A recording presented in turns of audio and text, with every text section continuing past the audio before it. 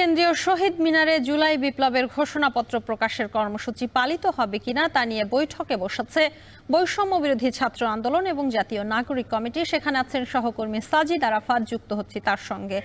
সাজিদ, বৈঠক থেকে কি সিদ্ধান্ত আসতে পারে, কোনো তথ্য জানতে পেরেছেন কিনা, কখন ব্রিফিং শুরু হবে, বিস্তারিত জানাবেন।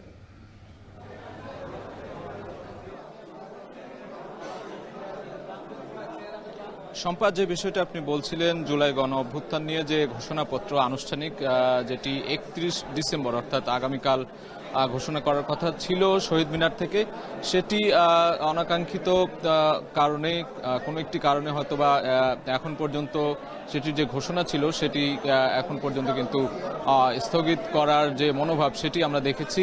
এর মধ্যেই কিন্তু নাগরিক কমিটির দফায় দফায় বৈঠক হয়েছে কিছুক্ষণ আগে, এখনো কিন্তু সেই বৈঠক চলছে। এখন বৈষম্য বিরোধী ছাত্র আন্দোলনের যারা সমন্বয়ক ছিলেন, যারা কর্মী রয়েছেন, তারাও কিন্তু বৈঠক করছেন। এই বৈঠক শেষে আপনি যেটি বলছিলেন যে কোনো ধরনের সিদ্ধান্ত এসেছে কিনা, এখন পর্যন্ত কিন্তু আনুষ্ঠানিক কোনো সিদ্ধান্ত আসেনি। অর্থাৎ এই যে আনুষ্ঠানিকভাবে আগামীকাল শহীদ মিনারের যে প্রোগ্রামটি হওয়ার কথা ছিল সেটির এখনো পর্যন্ত বাস্তবসম্মতভাবে কোনো সিদ্ধান্ত আসেনি। কখন সিদ্ধান্ত আসবে সেই অপেক্ষায় কিন্তু এখানে গণমাধ্যম কর্মীরা রয়েছেন। অর্থাৎ বাংলা মোটরের যে রূপায়ণ ট্রেড সেন্টার রয়েছে, এখানে নাগরিক কমিটির যে অফিস রয়েছে, তারা কিন্তু বৈঠক করেছে এবং বৈঠক এখনো চলমান। সেই বৈঠক শেষে হয়তোবা আমরা আরো কতক্ষণ দীর্ঘ হয় সেই বৈঠক এখনো আমরা বলতে পারছি না।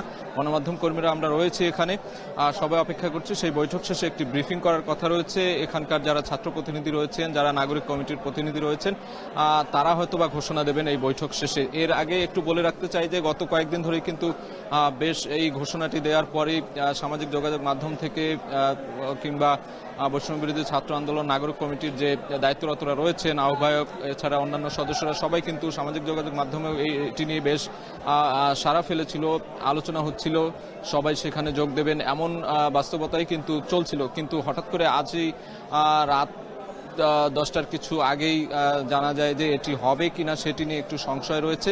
তারও আগে কিন্তু প্রধান উপদেষ্টার যে প্রেস সচিব, তিনি একটি ব্রিফিং করেছেন। তিনি যেটি বলছিলেন যে সরকারের পক্ষ থেকে এই যে ঘোষণাপত্র সেটি দেয়া হবে সবার সঙ্গে আলোচনার ভিত্তিতে। অর্থাৎ এটি এখন নাগরিক কমিটির পক্ষ থেকে হবে নাকি বৈষম্য বিরোধী ছাত্র আন্দোলন রয়েছে, প্রধান উপদেষ্টার কার্যালয় রয়েছে, সরকার রয়েছে, উপদেষ্টা পরিষদ রয়েছে, সবার সাথে আলোচনা করেই হয়তোবা এমন একটি সিদ্ধান্তে তারা উপনীত হয়েছে। তারপরেই কিন্তু এখানকার যে বৈঠক দফায় দফায় সেই বৈঠক শুরু হয়েছে এবং এই বৈঠক থেকে এখন পর্যন্ত কোনো ধরনের সিদ্ধান্ত আসেনি। তবে সিদ্ধান্ত এলে আমরা সেটি আমাদের টেলিভিশনের মাধ্যমে গণমাধ্যমগুলোতে জানিয়ে দিতে পারবো। তবে এই যে জুলাই গণ অভ্যুত্থানের যে ঘোষণাপত্র সেটির মাধ্যমে জন আকাঙ্ক্ষা তৈরি হয়েছে, কিভাবে সরকার পরিচালিত হবে, কিভাবে আগামী দিনগুলোতে নতুন বাংলাদেশ গড়ার যে প্রক্রিয়া, সেই প্রক্রিয়াগুলোর একটি ঘোষণার কথা বলা হচ্ছিল। সেই ঘোষণাগুলোই কিন্তু আসতে পারে। এছাড়া আরও নানান ধরনের রাজনৈতিক ইস্যু রয়েছে দেশ পরিচালনার ক্ষেত্রে, কিংবা রাষ্ট্র সংস্কারের কথা বলা হচ্ছিল। বিভিন্নভাবেই এই বিষয়গুলোকে কিন্তু গুরুত্ব দেওয়া হচ্ছিল, যেটি অনেকেই বলছিল যে আগস্টে 5 আগস্টের পর যখন এই অন্তর্বর্তী সরকার গঠিত হয়, ঠিক সেই সময়ে একটি ঘোষণাপত্র ঘোষণার যে একটি কথা ছিল সেটি বিলম্বিত হয়ে এখন পর্যন্ত এই ডিসেম্বর পর্যন্ত গড়িয়েছে। তো এই সময় এসে এটি 31 ডিসেম্বর ঠিক করা হয় যে এই ঘোষণাপত্রটি শহীদ মিনার থেকেই দেয়া হবে। ঠিক তার প্রচারণাও কিন্তু চলছিল ঠিকভাবেই। কিন্তু এই মুহূর্তে এসে আসলে একটি সংশয় অবস্থা বিরাজ করছে। এখন পর্যন্ত কি সিদ্ধান্ত হয় আমরা তার জন্য অপেক্ষা করছি। এইখানকার যে বৈঠক রয়েছে, ছাত্র প্রতিনিধি রয়েছে, বৈষম্য বিরোধী ছাত্র আন্দোলন নাগরিক কমিটি, তাদের যে কেন্দ্রীয় যারা সদস্য রয়েছে, তারা সবাই মিলে বৈঠক করছে। সরকারিভাবে নাকি তারা এককভাবে কি করবে, রাজনৈতিক দলগুলোর সাথে আলোচনা করবে নাকি